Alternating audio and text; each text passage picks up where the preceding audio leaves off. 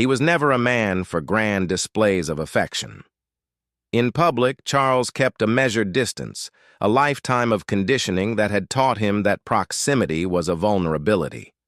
But in the quiet, unobserved corners of their existence, his hand would often find hers. It was a subtle claim, a wordless communication that had become their private language over the 50 years of their marriage. The touch of her skin, papery and thin now, was the only anchor in a world that had grown increasingly foreign to him. The hospital room was a symphony of sterile beige and the soft, rhythmic beeping of monitors. Kate lay in the bed, a pale figure lost in a sea of starched white sheets. Her chest rose and fell with a shallow, determined rhythm, a small miracle repeated every few seconds. Charles sat in the hard plastic chair beside her, his large, age-spotted hand enveloping hers. It was a scene of profound stillness. He wasn't looking at the machines or the IV drips. His gaze was fixed on her face, tracing the familiar lines and wrinkles he had loved for a lifetime. This was their world now. A space shrunk to the dimensions of this single room, filled with the low hum of medical technology and the quiet despair of a man watching his other half slip away. The doctors had used words like prognosis and palliative, clinical terms that bounced off him, unable to penetrate the core of his being. He only understood one thing: she was tired. After 50 years of navigating the relentless currents of public life, of standing firm against storms of scrutiny and scandal, Kate was tired. And he was tired with her. In this room, there were no crowns, no titles, no clamoring press. And there was only Charles and Kate. He clutched her hand, not to keep her with him, but to let her know he was still there, a silent witness to her quiet battle. The pressure was gentle, a desperate, loving plea against the silent, pulling tide. The quiet of the room was their sanctuary. He would sometimes lean forward and whisper things, old memories, silly jokes from their youth, the names of their dogs.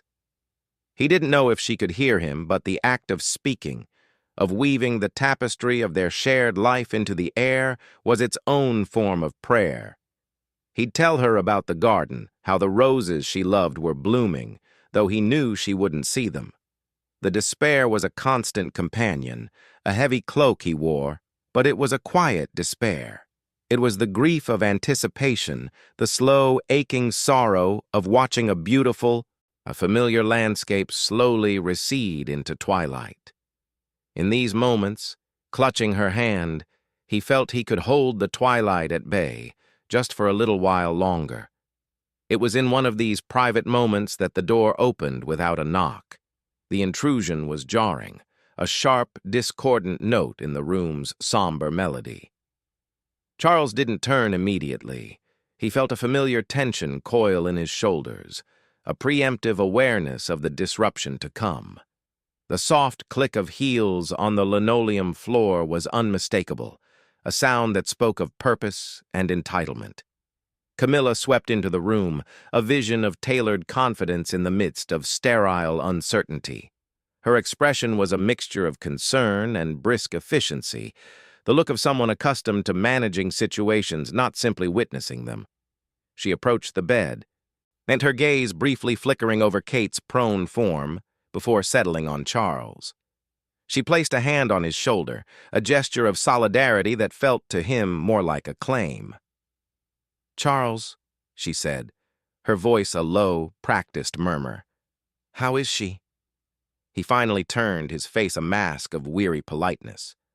"The same," he said, his voice a dry rasp.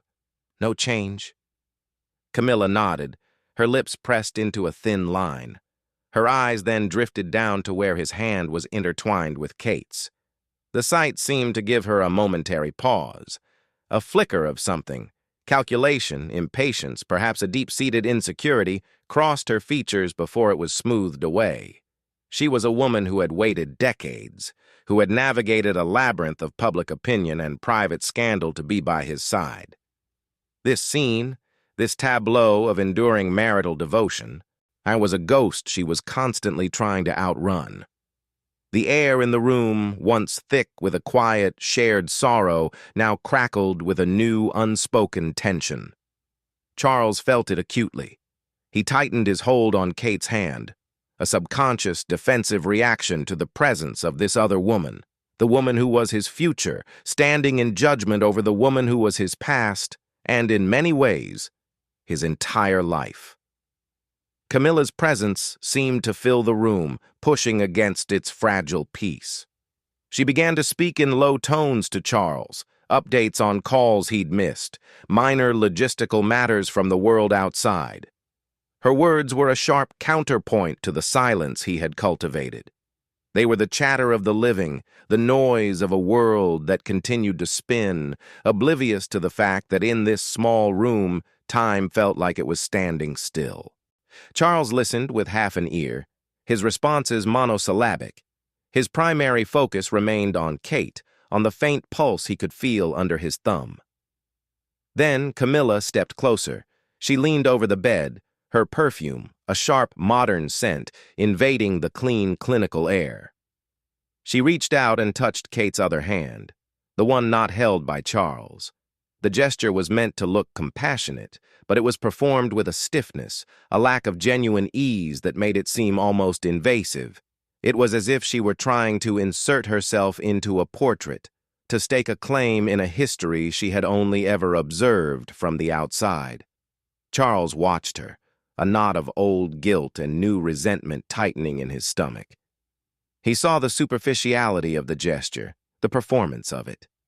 Camilla had been a constant in his life for decades, first as a friend, then as a lover, now as his wife, in all but the official ceremony that would come.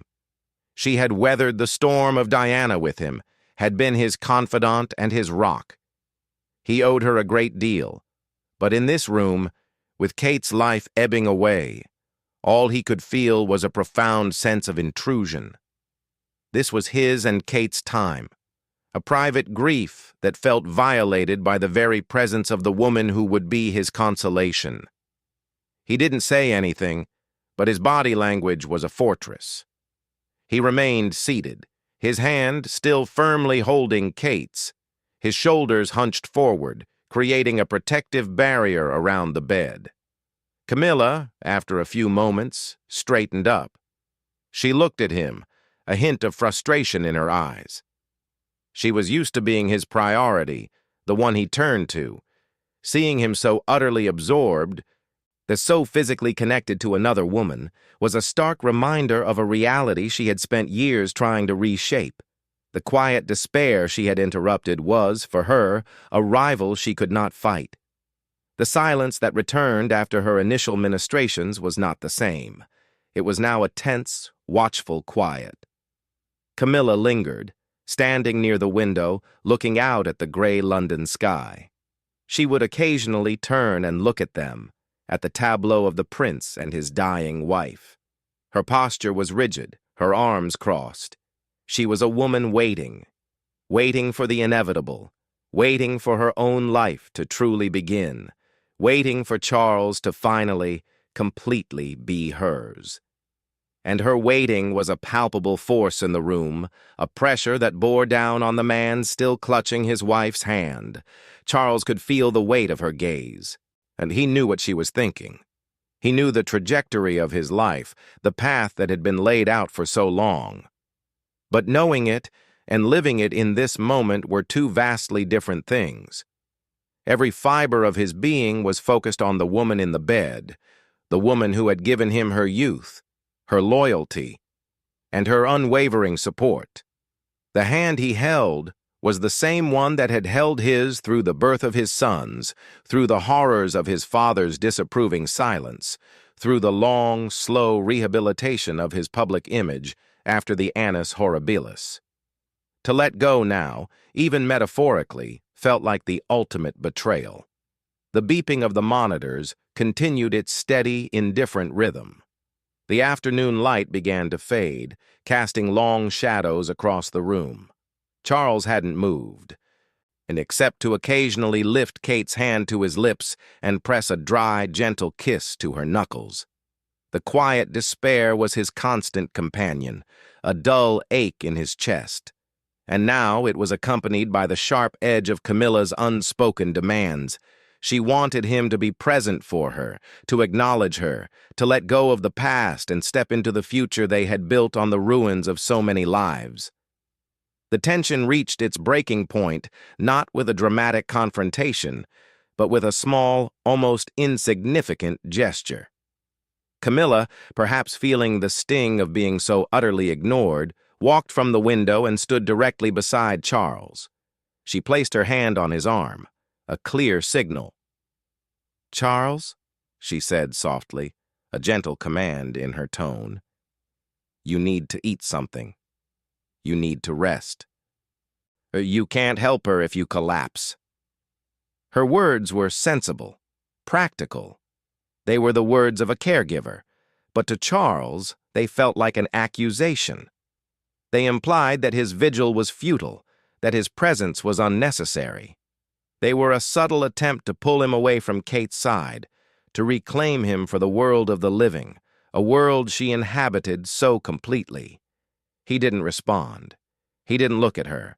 His hand, if possible, tightened its grip on Kate's. It was a small rebellion, a silent declaration of where his heart lay in this moment. The air grew thick. Camilla's hand remained on his arm, her fingers pressing slightly, a silent insistence. The quiet despair in the room now had a new, volatile ingredient, Camilla's simmering impatience, and then she spoke the words that shattered the fragile peace. Her voice was low, but it cut through the hum of the machines like a blade. "Charles," she said, her tone no longer soft but laced with a quiet authority. "Let go of her hand. You need to come away now." It was a demand, not a suggestion. The words hung in the sterile air, stark and brutal in their finality. Charles froze.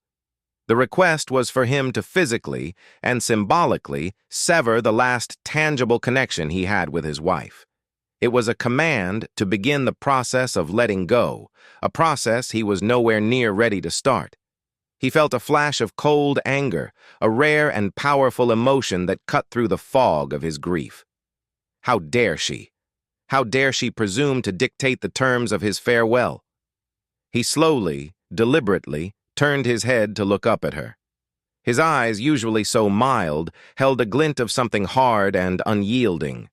He didn't speak, and he didn't need to. His look was a fortress wall, a silent, furious refusal.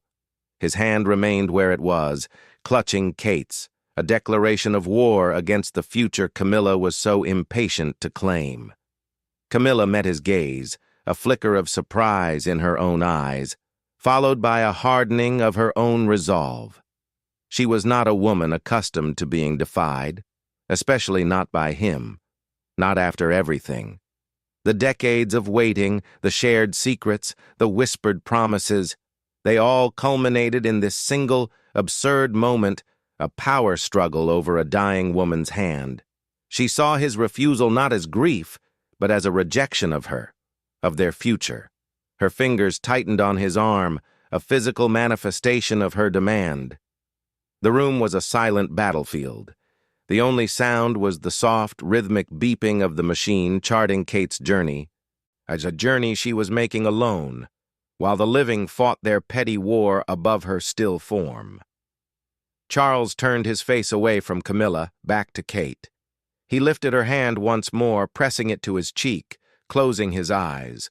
He was shutting Camilla out, retreating into the only world that mattered to him at that moment. He clutched Kate's hand in quiet despair, a despair now edged with a cold, determined defiance, and Camilla stood over him, her hand on his arm, her unspoken demand hanging in the air like a challenge. Release it. But he would not. He could not. Not yet. And in that refusal was the entire complicated and tragic story of 3 lives, intertwined by love, duty, and the long, unrelenting passage of time.